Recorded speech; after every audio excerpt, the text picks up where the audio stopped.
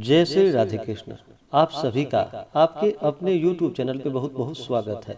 आइए आज आप सब जानेंगे वर्ष 2023 भाद्रपद मास कृष्ण पक्ष में अजा एकादशी का व्रत कब किया जा रहा है। तो जानेंगे सभी व्रत के शुभ मुहूर्त के बारे में, पारण का क्या समय होगा और किस चीज से व्रत का पारण किया जाएगा, व्रत पूजन महत्व नियमों के बारे में, और जानेंगे इस दिन विशेष करके भगवान को किस वस्तु का भोग लगाए। तो आइए जानते हैं इन सबों के बारे में। भाद्रपद माह के कृष्ण पक्ष की एकादशी को इसे अजा एकादशी और जया एकादशी के नाम से जाना जाता है। आप सभी भक्तों को अजा एकादशी जया एकादशी की ढेर सारी शुभकामनाएं।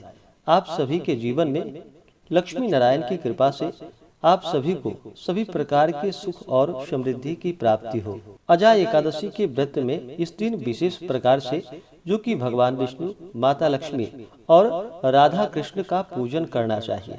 इस व्रत के करने वाले भक्तों के सभी प्रकार के जाने अनजाने में किए गए पाप और ताप नष्ट हो जाते हैं और सभी प्रकार के पुत्र, धन, वैभव आदि की प्राप्ति होती है और अंत में भगवान विष्णु के धाम की प्राप्ति होती है। जो भी एकादशी का व्रत करते हैं उन्हें एकादशी व्रत के लिए जो कि दशमी के दिन से ही व्रत में नियमों का पालन करना चाहिए। दशमी तिथि के दिन सूर्यास्त होने से पहले ही भोजन ग्रहण कर लेनी चाहिए। उस दिन शुद्ध और सात्विक आहार ग्रहण करें जो कि हविष्यान्न भोजन होना चाहिए। हविष्यान्न में जौ, गेहूं, मूंग, गौघृत, काली मिर्च, सेंधा नमक आदि का सेवन करना चाहिए। उसके बाद संध्या को अपने दांतों को अच्छे प्रकार से साफ कर लेनी चाहिए। दशमी की रात्रि ब्रह्मचर्य का पालन करते हुए भगवान विष्णु, भगवान श्री कृष्ण और एकादशी व्रत का स्मरण करते हुए सोना चाहिए और एकादशी की सुबह ब्रह्म मुहूर्त में उठ करके नित्य क्रियाओं से निवृत्त होकर के गंगा नदी में या घर के नहाने के पानी में ही थोड़ा सा गंगा जल मिला करके स्नान करना चाहिए।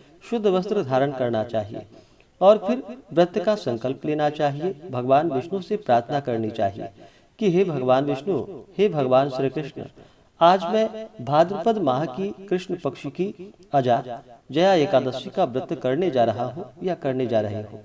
इस प्रकार से भगवान से प्रार्थना करें कि मेरा यह व्रत निर्विघ्न पूरा हो, हमें पुण्य फलों की प्राप्ति हो, हमारे सभी प्रकार के दैहिक, दैविक और भौतिक पाप नष्ट हो जाएं और हमें पुण्य फलों की प्राप्ति हो।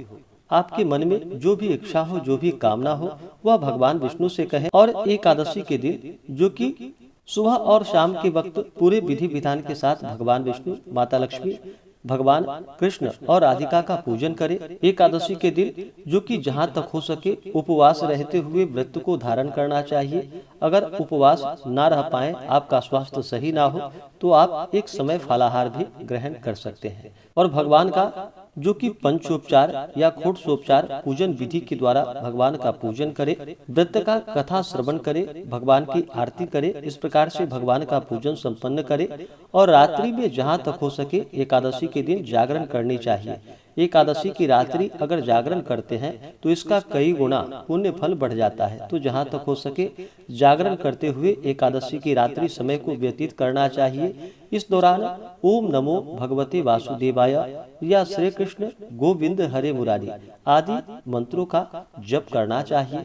अपना मन भगवान विष्णु के, भगवान श्री कृष्ण के चरणों में लगाना चाहिए और फिर द्वादशी की सुबह जाकर के सुबह उठ करके नित्य क्रियाओं से निवृत्त होकर के स्नान करके शुद्ध वस्त्र धारण करके भगवान का पूजन और आरती कर ले। उसके बाद ब्राह्मणों को भोजन करवाएं, ब्राह्मणों को दान और दक्षिणा दें और फिर समय के अनुसार व्रत का पारण करना चाहिए।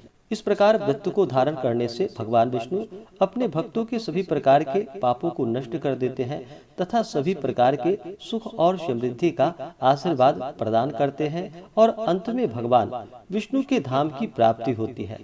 तो आइए जानते हैं एकादशी व्रत के शुभ मुहूर्त के बारे में और पारण समय के बारे में। एकादशी तिथि प्रारंभ समय 9 सितंबर 2023 दिन शनिवार शाम 7:19 और एकादशी तिथि की जो समाप्ति है वह 10 सितंबर 2023 दिन रविवार को रात्रि 9:30 पे। तो हमें सूर्योदय व्यापनी के अनुसार और द्वादशी युक्त जो शुद्ध रूप से एकादशी व्रत के लिए समय प्राप्त हो रहा है, वह समय 10 सितंबर 2023 दिन रविवार को प्राप्त हो रहा है। तो सभी इस दिन व्रत को धारण करेंगे। और द्वादशी तिथि की जो समाप्ति है वह 11 सितंबर 2023 दिन सोमवार को रात्रि 11:53 पे, और व्रत का पारण किया जाएगा। वह 11 सितंबर को सोमवार को, जो कि पारण का समय सुबह 6:05 से सुबह 8:39 तक व्रत का पारण किया जाएगा। लेकिन 11 सितंबर को जो राहु काल का समय है वह समय सुबह 7:15 से सुबह 8:48 तक राहु काल का समय होगा। तो राहु काल समय के दौरान व्रत का पारण या पूजन आदि का कार्य नहीं करना चाहिए, यह लाभप्रद नहीं होता है। तो इस कारण से व्रत का पारण जो कि सुबह 6:05 से लेकर के सुबह 7:14 तक अगर व्रत का पारण कर लेते हैं तो बड़ा ही अच्छा होगा। इस व्रत का पारण जो कि कुष्मांडेन पारणम, कुष्मांड से व्रत का पारण है, जिसे कि बहुत से जगहों पर भुआ और कुम्हरा के नाम से जाना जाता है। यह एक फल है, तो इससे इस व्रत का पारण करें। यह संभव ना हो तो आप तुलसी दल जल से व्रत का पारण करें या फल से व्रत का पारण करें। एकादशी तिथि के दिन सूर्योदय का जो समय होगा वह समय सुबह 5:41 और सूर्यास्त शाम 6:08, और इस दिन जो राहु काल का समय होगा वह समय शाम 4:34 से शाम 6:08 तक राहु काल का समय होगा। एकादशी तिथि के दिन योग जो कि वरियान योग रात्रि 11:18 तक, उसके बाद परिध योग होगा। नक्षत्र पुनर्वसु नक्षत्र शाम 5:07 तक, उसके बाद पुष्य नक्षत्र। इस दिन भगवान विष्णु को, भगवान श्री कृष्ण को विशेष करके बादाम और छुहारे का भोग अवश्य ही लगानी चाहिए और इसे प्रसाद के रूप में ग्रहण भी करना चाहिए। तो यह बड़ा ही पुण्य फलदायी होगा और इससे अनंत फलों की प्राप्ति होगी। तो इस दिन विशेष प्रकार से बादाम और छुहारे का भगवान को भोग अवश्य लगाएं, और जब भी भगवान को भोग लगाते हैं तो तुलसी दल डाल करके ही भगवान को भोग लगानी चाहिए। बिना तुलसी दल के भगवान विष्णु अपने पूजन को स्वीकार नहीं करते हैं, या भगवान श्री कृष्ण अपने पूजन को स्वीकार नहीं करते हैं और नैवेद्य को भी स्वीकार नहीं करते हैं। तो जब भी भगवान विष्णु का पूजन करते हैं या भगवान श्री कृष्ण का पूजन करते हैं तो उन्हें तुलसी दल अवश्य ही चढ़ाएं और तुलसी दल डाल करके भोग भी लगाए। तो यह बड़ा ही पुण्य फलदायी होता है। इस दिन भगवान विष्णु भगवान श्री कृष्ण का जो कि जल से अभिषेक करे, पंचामृत से अभिषेक करे, शुद्ध गंगा जल से अभिषेक करे, भगवान को पीला वस्त्र अर्पित करे, पीला पुष्प चढ़ाएं। उसके बाद भगवान विष्णु को जो कि काले तिल और तुलसी दल चढ़ाएं। उसके बाद धूप और दीप दिखाएं। अनेक प्रकार का नैवेद्य अपने श्रद्धा भक्ति भाव के साथ अर्पित करे। नैवेद्य में जो कि दूध से बने हुए वस्तुओं का प्रयोग करे, या केला, सेब, संतरा, जो भी ऋतु फल आदि हो वो भगवान को भोग लगाएं। खास करके बादाम और छुहारा भगवान को भोग लगाएं। उसके बाद फिर जल से आचमनी करवाएं। मुख शुद्धि के लिए पान पत्र, सुपारी, लौंग, इलायची के साथ में अर्पित करें। उसके बाद द्रव्य और दक्षिणा चढ़ाएं और फिर अजा एकादशी, जया एकादशी व्रत का कथा श्रवण करें। उसके बाद भगवान की आरती करें। इस प्रकार से इस दिन भगवान का पूरे विधि विधान के साथ पूजन करना चाहिए। एकादशी के दिन, एकादशी की रात्रि दिन रात्रि जागरण करते हुए समय को व्यतीत करना चाहिए। भगवान के नाम का स्मरण भजन कीर्तन करते हुए रहना चाहिए। एकादशी व्रत के दौरान जो कि कुछ बातों का ध्यान भी रखना चाहिए। इस दौरान व्रती को किसी के ऊपर क्रोध नहीं करनी चाहिए या अपने मन में किसी के प्रति ईर्ष्या या द्वेष का भाव नहीं लाना चाहिए। ज्यादा नहीं बोलनी चाहिए।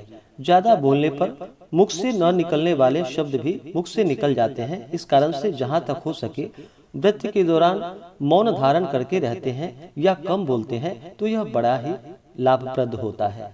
एकादशी के दिन जो कि चावल ग्रहण नहीं करनी चाहिए। एकादशी के दिन चावल ग्रहण करने से पाप का भागीदारी माना जाता है और रेंगने वाले जीवों के रूप में जन्म लेना पड़ता है। इसलिए एकादशी के दिन चावल ग्रहण नहीं करनी चाहिए। यह भगवान विष्णु को, भगवान शालिग्राम को, जो कि अक्षत नहीं चढ़ाया जाता है, इस बात का ध्यान रखें।